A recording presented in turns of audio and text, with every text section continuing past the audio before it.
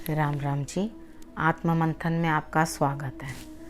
आज मैं आपको मेडिटेशन का थर्ड पार्ट हम लोग कंटिन्यू करने वाले हैं। अब मैं आपको बताऊंगी कि आपको कौन कौन से चक्र को देखना है और कौन कौन सी उसके साथ मुद्रा करनी है। सबसे पहले हम एक मुद्रा जान लेते हैं जिसको हम ग्रैटिट्यूड मुद्रा भी कहते हैं, ठीक है, यानी कि जिसको हम नमस्ते भी कहते हैं। इसको हमने इस तरह से रखना है और इस तरह से करके गर्दन को झुकाकर यूँ नमस्ते करते हैं ना हम लोग, नमस्ते, ठीक है। कुछ भी किसी को ग्रैटिट्यूड देना, किसी के लिए अभिवादन करना किसी का, कि भाई आपका हम नमस्कार कर रहे हैं आपको, इस तरह से करके करना, ये भी एक मुद्रा है। तो जब भी हम मेडिटेशन स्टार्ट करने बैठें, सोचें आप ईश्वर के सामने हैं, तो आप सबसे पहले ये ज़रूर करें इस मुद्रा को, ठीक है। उनको नमस्कार करें। जैसे आप सूर्य के सामने बैठे हैं मेडिटेशन करने के लिए, मॉर्निंग में आप गए हैं, आप मेडिटेशन कर रहे हैं, तो आप करें, ठीक है। इसे कहते हैं ग्रैटिट्यूड मुद्रा। ये हमेशा इसलिए होता है, ये हमें नम्र बनाता है। उसके बाद हमें दूसरे का शुक्रिया अदा करना सिखाता है। जो रूडनेस होती है हमारे स्वभाव में, वो ख़त्म होती है। जो मेरे गुरु थे, उन्होंने मुझे अपना एक्सपीरियंस बताया था कि वो हाथ जोड़कर पार्क के बाहर खड़े हो गए और घूमने गए, तो वो वहाँ खड़े हो गए और जिसको भी आते जाते उन्होंने प्रैक्टिस किया इस चीज़ के ऊपर कि इस मुद्रा का क्या इफ़ेक्ट होता है और किस तरह से ये जो है दूसरे के ऊपर हम इम्प्लीमेंट करते हैं तो उसका क्या रिज़ल्ट आता है। उन्होंने कहा मैं खड़ा रहा बाहर और मैं लगातार नमस्कार जी करता रहा। आप एक बार आंखें बंद करके खुद भी करके देखिए, तो आपको खुद को लगेगा कि आप बड़े विनम्र हो रहे हैं। तो वो उस तरह से करके उन्होंने बहुत चेंजेस देखे इस चीज़ के अंदर। उन्होंने इस चीज़ को जब प्रैक्टिस करने के लिए कोशिश की, तो उन्होंने ये नहीं देखा कि मुझ पे कोई हंसेगा या क्या करेगा। उन्होंने उस चीज़ का रिज़ल्ट देखा और रिज़ल्ट बहुत पॉजिटिव था। तो इसीलिए मैं आपको ये मुद्रा बता रही हूँ कि आपको ये मुद्रा ज़रूर करनी चाहिए। उसके बाद मैंने आपको ज्ञान मुद्रा के बारे में भी बताया था। तो ज़्यादातर आप कोई भी मुद्रा जो चुनें, वो बड़ी कंफर्टेबल से, मुद्राएं बहुत हैं लेकिन कंफर्टेबल मुद्राएं होनी चाहिए जो कि आपको परेशान ना करें, ठीक है। परेशान का मतलब है, अगर आपने कोई मुद्रा इस तरह की बना रखी है, सपोज करो आपने योनि मुद्रा बनाई हुई है। योनि मुद्रा भी कुंडलिनी में बहुत प्रभावी मुद्रा होती है, उसके साथ भी बहुत जल्दी आपको सिद्धियां प्राप्त होने लगती हैं। लेकिन जब आपको एक बार बैठना ही नहीं आ रहा, तो अननेसेसरीली हाथ जो है योनि मुद्रा में स्ट्रेच करके, तो आपके शोल्डर्स और ये सब जो मैंने एक्सपीरियंस किया हुआ, मैं तभी आपको बता रही हूँ, तो ये सब स्ट्रेच होने लगता है बहुत बुरी तरह से और टेंशन में आ जाती हैं नर्व्स और बैठा भी नहीं जाता और आप परेशान हो जाते हो। तो सबसे पहले बड़ी लाइट मुद्राओं में आप स्टार्ट करना शुरू करो। बहुत ज़्यादा डिफ़िकल्ट मुद्राएं उसमें मत आओ। और आप बच्चों को भी जो मेडिटेशन कराते हो, उसके अंदर आप उनको हाकिनी मुद्रा करा सकते हो। हाकिनी मुद्रा के अंदर ये सारी फिंगर्स, यानी कि जो मैंने पिछली बार वीडियो में आपको हाथ के बारे में सब बताया था, सारी एनर्जीज़ कौन सी फ्लो होती हैं सब समझाया था, वो सभी एनर्जीज़ को हमने एक दूसरे के साथ मिला दिया। और अगर आप एक्चुअली देखोगे तो एक साइड हमारा ब्रेन का एक पार्ट, दूसरा पार्ट, तो हमने ब्रेन के दोनों पार्ट्स को यूं मिला के टिप्स को एकदम जोड़कर एकदम यूं कर लिया। ऐसे करने से तो ब्रेन के दोनों पार्ट्स जो हैं वो चलने शुरू हो जाते हैं। कई बार होता है किसी का ये पार्ट नहीं चलता, उसके लिए मैंने आपको लोम विलोम भी बताया, वो आपने भी करना है। बिल्कुल स्टार्ट करते ही आपने वो करने के बाद जब श्वास के ऊपर पकड़ आने लगती है, जब आप करने लगते हो, तो पहला जब हम अब स्टार्ट करते हैं मूलाधार से, मूलाधार चक्र वो हमारा क्या होता है, वो एकदम स्टार्टेड एक पॉइंट होता है नीचे। उस पॉइंट को कलर हमने जो दिया है, जब मैं अपने पास सिखाती हूँ, स्टूडेंट्स आते हैं, तो मैं उनको कभी भी कलर नहीं बताती, उनको कलर खुद फाइंड करना होता है। क्योंकि जब मैंने आपको सारे टिप्स दे दिए तो आप तो सब कुछ हाँ मुझे रेडी दिख रहा है, ऐसे ही करोगे ना, तो वो मैं नहीं बताती। लेकिन इसके अंदर आपको मैं बता रही हूँ ताकि आपको ज़्यादा परेशानी ना हो और आप आसानी से उस चीज़ को सीख सको। इसके 4 पेटल्स होते हैं, जैसे एक फ्लावर होता है ना, उसकी 4 पंखुड़ियाँ होती हैं, तो इसकी सिर्फ 4 पंखुड़ियाँ होती हैं। चारों पंखुड़ियों के ऊपर वो जब आप बैठेंगे गुरु के पास, तो हर पंखुड़ी के ऊपर कौन सा एक वर्ड होता है, वो क्या इंडिकेट करता है, वो गुरु ही बताएंगे। मैं उतना डिटेल में नहीं बता रही हूँ।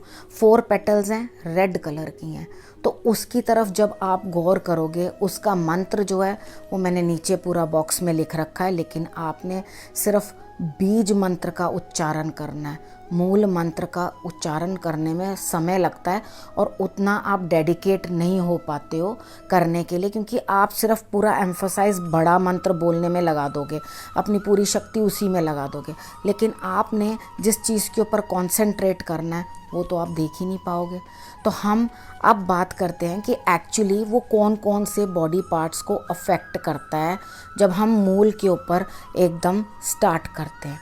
जैसे ही हम मूलाधार चक्र का मंत्र बोलते हैं, वो वैसे ही उस तरह से वहाँ कौन कौन से पोर्शन है, जॉइंट पेन्स, वेरिकोवेन्स, उसके बाद घुटनों में जो दर्द होता है, कई लोगों से चला नहीं जाता, किडनी के रिलेटेड प्रॉब्लम्स, ठीक है, और प्राइवेट पार्ट्स के रिलेटेड प्रॉब्लम्स, जो भी कुछ है वो इन सब चीज़ों के अंदर इंक्लूडेड होता है।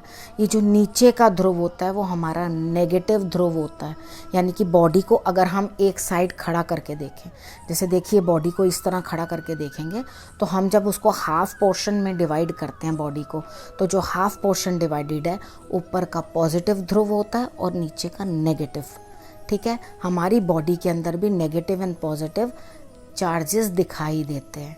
अब इसके साथ में एक छोटा सा आपको नेगेटिव पॉजिटिव की बात आई है, तो एक चीज़ समझा देती हूँ जो हमारे संस्कारों के अंदर है। जैसे हम किसी के पाँव छूते हैं, ठीक है, पाँव छूते हैं तो हम क्या करते हैं, उनके नेगेटिव, हमारा ये पॉजिटिव होता है, ठीक है, पॉजिटिव हमने ध्रुव को नेगेटिव ध्रुव से जोड़ा, यानी कि हमने नेगेटिविटी की तरफ, नेगेटिव ध्रुव की तरफ जाके हमने पाँव को हाथ लगाया, तो हमें जाकर उनका पॉजिटिव ध्रुव जो होता है वो हमें ब्लेस करता है, यानी कि वो झुकते हैं और वो हमें ब्लेस करते हैं। लेकिन जिसको आप दिल से रिस्पेक्ट ना करते हो, टू बी वेरी फ्रैंक, अगर आप किसी को दिल से नफ़रत करते हैं, आपको वो अच्छा नहीं लगता, आपको उससे बात करना पसंद नहीं है, तो प्लीज़ प्लीज़ प्लीज़ उसके पाँव बिल्कुल भी मत छूइए, ठीक है। आप उसके पाँव छू कर अपने लिए और मुसीबत बुलाएंगे। आपको उनसे आशीर्वाद नेगेटिव ही मिलेगा, यानी कि जैसा करके यूं करोगे वैसे ही वो भी करके ऐसे कर देगा, ठीक है। तो यानी कि आपका मुंह इधर, उसका मुंह इधर, ये आपके लिए एक नेगेटिव अप्रोच आएगी जो आपके लिए बिल्कुल अच्छी नहीं। जब तक आपके दिल के अंदर किसी के लिए बहुत ज़्यादा प्रेम और बहुत ज़्यादा श्रद्धा ना हो, तब तक आप पाँव को हाथ ना लगाएं, ठीक है। और उसके लिए काफ़ी सारी मर्यादाओं का भी पालन करना पड़ता है। अगर आप उतना इन चीज़ों में बिलीव नहीं करते तो बिल्कुल ना करें, ये साइंटिफिक तरीका मैंने आपको बता दिया था। अब हम बात वापस अपने टॉपिक पे आ जाते हैं, जो है हमारा मूलाधार चक्र, ठीक है। मैंने बताया कौन कौन से पोर्शंस जो हैं उससे अफेक्टेड होते हैं।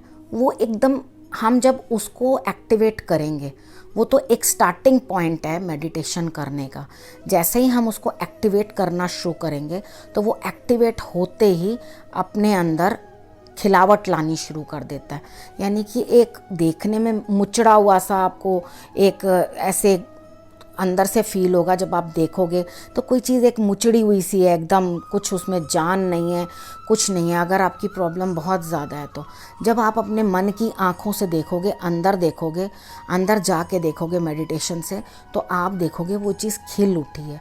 वो जैसे जैसे खिलेगी, आपके चलने में दिक्कत, जो वेरिकोवेंस की प्रॉब्लम है, या जॉइंट्स में, घुटनों में, पाइल्स की दिक्कत, कोई भी दिक्कत, रीढ़ की हड्डी में, स्पाइन में प्रॉब्लम है, आपको जो भी इस तरह की कोई भी दिक्कत आ रही है नीचे के पोर्शन के रिलेटेड, वो आनी कम हो जाएगी।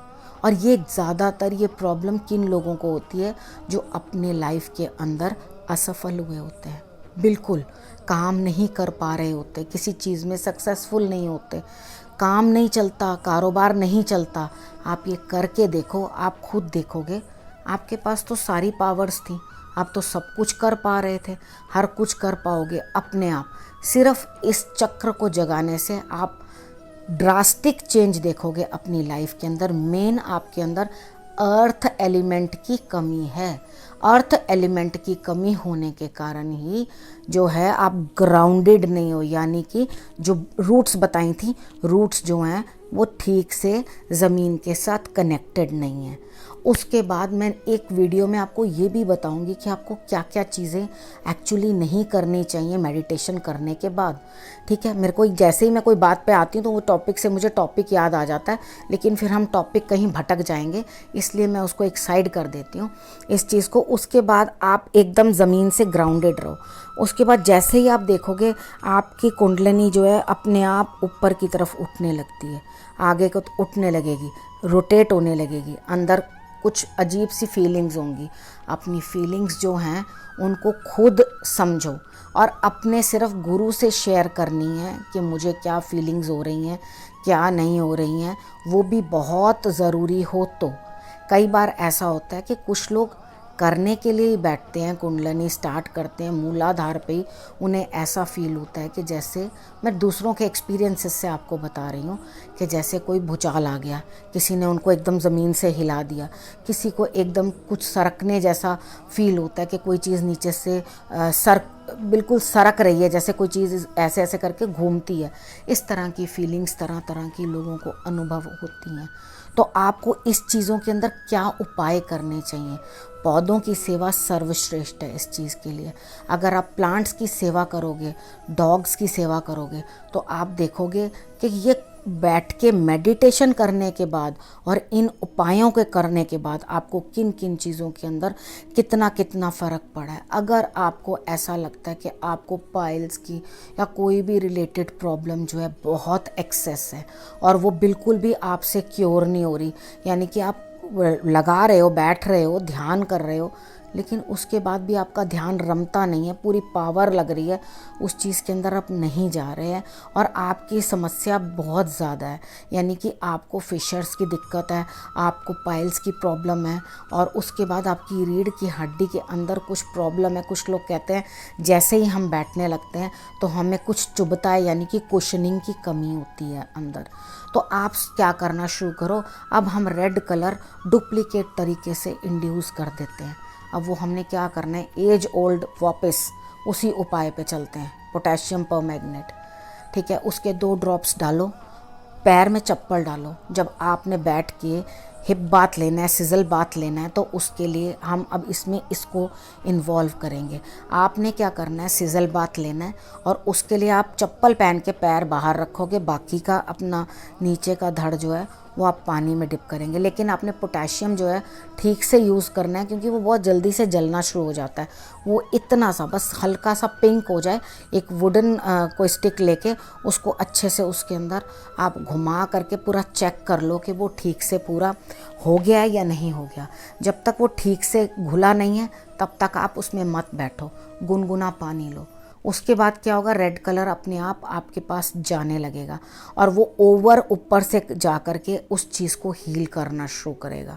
ठीक है, अगर आपको कंसीव नहीं हो रहा, कंसीव होने के लिए हम नेक्स्ट चक्र की बात करेंगे, लेकिन ये जो उपाय है वो ये उपाय भी है, रेड बुक में एक उपाय भी है जिसको आप यूज़ कर सकते हैं इस चीज़ के लिए कि आप लाल दवा डालकर बैठें और आप उस पानी के अंदर बैठें और सेक करें। ठीक है, वो भी इसके साथ कुंडलिनी के साथ ऐड होके आपको बहुत बेटर रिज़ल्ट देगा। अब हम आपको ये बता देते हैं कि आपको चीज़ें कौन सी खानी चाहिए। आपको चीज़ें वो खानी चाहिए जिसके अंदर प्रोटीन्स हों। अब आप प्रोटीन्स, क्योंकि आपके अंदर कहीं ना कहीं प्रोटीन्स की डेफिशिएंसी है, या तो बहुत ओवर हो रहा है या बहुत कम हो रहा है। ठीक है, यानी कि वो बैलेंस्ड नहीं है। मेन क्या करना है, ये इस चक्र को एक्टिवेट करके वो प्रोटीन एलिमेंट भी बॉडी के अंदर बैलेंस करना है। ठीक है, अब इसके बारे में आपने सब कुछ जान लिया। अब मैं उसका बीज मंत्र आपको बता देती हूँ और उसको करना कैसे। आप ज्ञान मुद्रा में बैठ जाइए।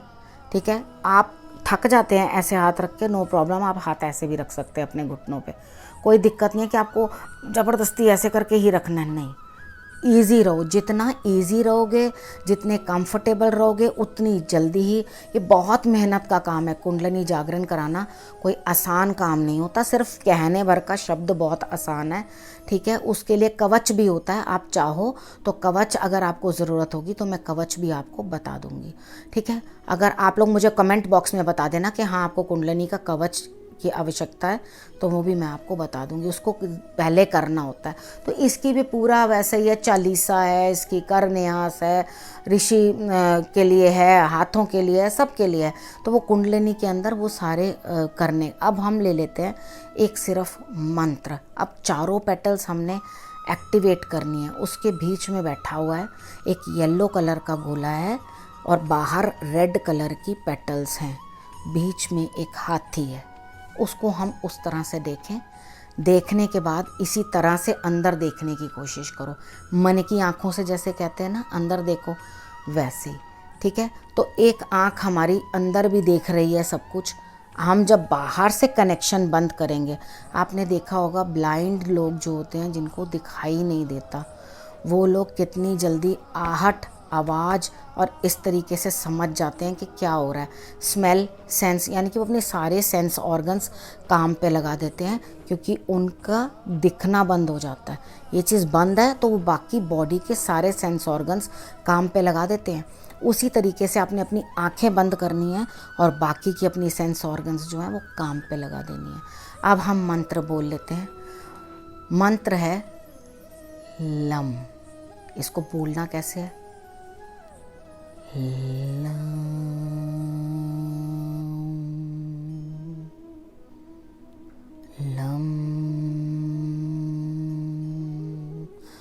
हम ओम करते हैं या ये बीज मंत्र करते हैं, हर किसी में आप ऑब्जर्व करना कि हम लास्ट में हमिंग साउंड पे आ जाते हैं। जब हम हमिंग साउंड पे आ जाते हैं तो हम जब करते जाते हैं लगातार, जब बैठने की प्रैक्टिस हो जाएगी तो आप ऑब्जर्व करना कि ये साउंड ऑटोमेटिकली स्लो होने लगा है।